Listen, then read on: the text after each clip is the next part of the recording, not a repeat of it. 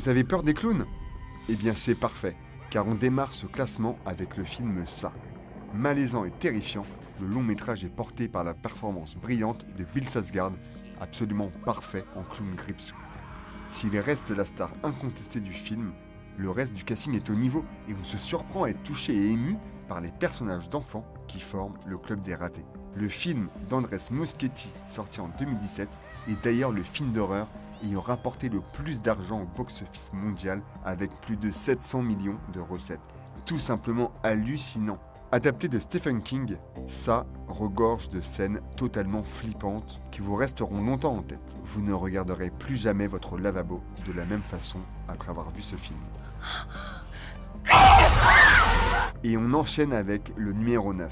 Si vous aimez les histoires de possession, Conjuring est le film qu'il vous faut. Réalisé par James Wan, le film suit les aventures du couple Warren, deux chasseurs de fantômes ayant vraiment existé et vécu aux États-Unis.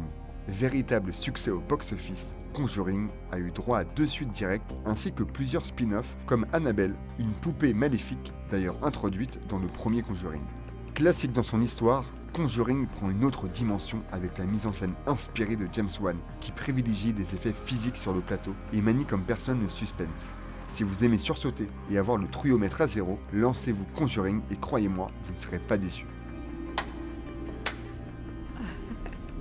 En 8e position se trouve Saw, de nouveau réalisé par James Wan. Sorti en 2004, ce film a été un uppercut lancé au visage du spectateur.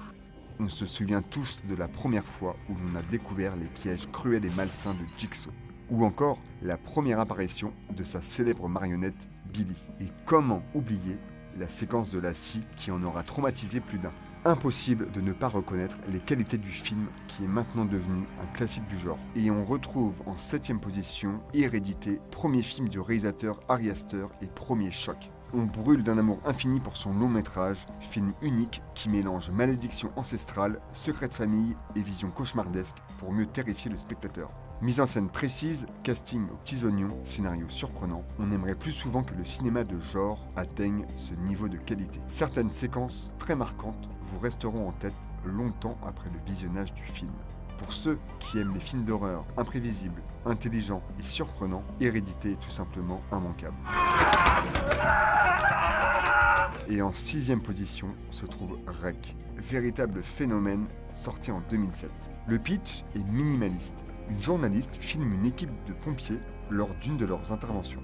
Sauf que cette nuit-là, tout sera différent, puisque dans l'immeuble se trouvent des habitants qui sont devenus totalement fous. Le film est tourné selon le procédé du faux documentaire, où le seul point de vue est celui d'une caméra de télévision. Cette mise en scène décuple la puissance du film et l'immersion du spectateur dans l'histoire. On jurerait que ce que l'on voit est 100% vrai, alors qu'évidemment, c'est de la fiction. Jouant intelligemment avec les nerfs du spectateur, REC est un grand 8 inoubliable à déconseiller si vous êtes cardiaque. En 5e position se trouve The Ring de Gore Verbinski avec son pitch redoutable. Quiconque visionne une mystérieuse cassette vidéo meurt de façon inexplicable une semaine après. Une journaliste interprétée par Naomi Watts va tenter de découvrir l'origine de cette mystérieuse cassette. Évidemment, ce qui fout les jetons dans The Ring, c'est Samara, la fille de la cassette vidéo aux longs cheveux noirs, capable de sortir de la cassette et de tuer ceux qui ont osé visionner la vidéo. On ne s'est jamais remis des images de la cassette, sorte de collage expérimental en noir et blanc, terriblement fascinant et perturbant. Hyper imaginatif et plastiquement très léché, The Ring de Gore Verbinski est un immanquable du genre. En 4e position se trouve La colline à tes yeux du français Alexandre Aja, un survival movie âpre, violent, désespéré et véritablement gore.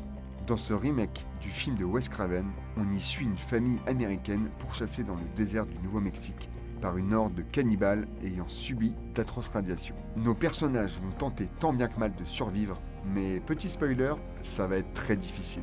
La colline à des yeux est une véritable claque. Probablement le film le plus violent de ce classement.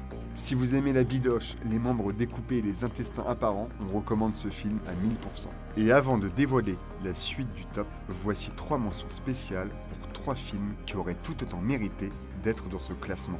Tout d'abord Sinister avec Ethan Hawke, où se mélangent snuff movie, enfant fantôme et monstre fantomatique, très angoissant, à ne surtout pas regarder dans le noir.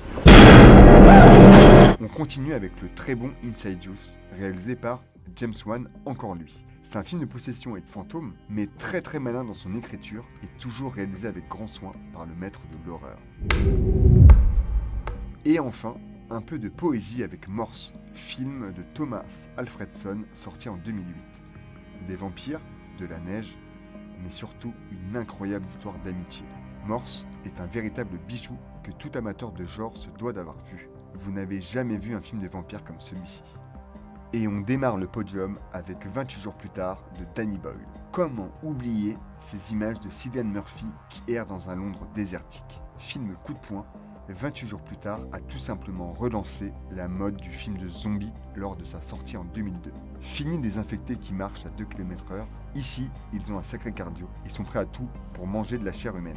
Dans un style très brut, quasi documentaire, Danny Boyle filme ses personnages comme des proies apeurées, totalement perdues dans un monde qu'ils ne reconnaissent plus. À l'instar de Zombie de George Romero, 28 jours plus tard est une critique ouverte de la société de consommation, montrant comment notre monde moderne peut facilement s'effondrer. Un vrai choc qui mérite sa 3e place.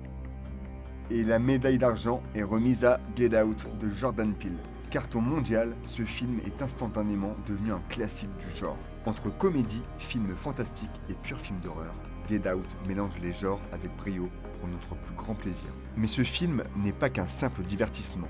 Politiquement chargé, il aborde sans tabou la question du racisme, des clichés sur les Afro-Américains et gratte subtilement le vernis de la bien-pensance américaine pour mieux montrer ce qu'il s'y cache derrière. Ce n'est pas pour rien que le film a remporté l'Oscar du meilleur scénario original, fait rarissime pour un film de genre. Avec ce premier film, Jordan Peele a été directement propulsé comme un réalisateur à suivre et un maître du genre. Après Us et Nope, on a déjà hâte de voir la suite. Et le grand vainqueur de ce classement est It Follows de David Robert Mitchell, sorti en 2014. Imaginez si des gens se mettaient à vous suivre sans aucune raison. Et si vous et vous seul étiez capables de les voir. C'est le concept génial et totalement flippant d'It Follows. Quand un film vous effraie avec pas grand chose, c'est qu'il a tout compris. Ici, pas d'effusion de sang à outrance, pas de monstres gigantesques, juste une excellente gestion du suspense et une mise en scène implacable. Imaginez un mélange réussi entre John Carpenter, David Lynch et John Hughes, et vous aurez une idée de l'atmosphère du long métrage. Ce film hybride au concept surpuissant est le grand vainqueur de ce top des meilleurs films d'horreur du 21e siècle. Et vous alors, dites-nous dans les commentaires quel aurait été votre classement. N'hésitez pas à vous abonner à la chaîne YouTube d'Allociné pour ne pas manquer nos prochaines vidéos. Je vous dis à très vite, salut!